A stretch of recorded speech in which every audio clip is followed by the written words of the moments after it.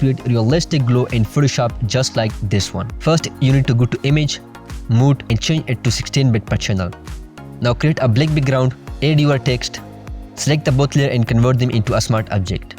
Change its blend mode to linear Dutch 8 and then go to Filter, Blur and choose Gaussian Blur.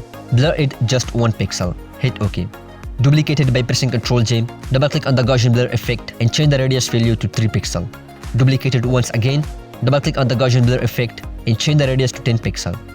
Let's make another copy. Double click on the Gaussian Blur effect and change it to 25. Let's duplicate it once more and change its radius to 75 pixel. Make another copy. This time the radius is 250. Now duplicate it once again for the last copy. This time the radius is 500. Now create a curves adjustment layer on top of everything and adjust it just like this. And now it is done. If you want to change the text, just double click on this layer and here you can edit your text and you can also change its color. Close the document and save it when you are done with editing, and Photoshop will update everything in the main document. By the way, you can watch the detailed tutorial. The video link will be in the bio or in the comments section. And now you can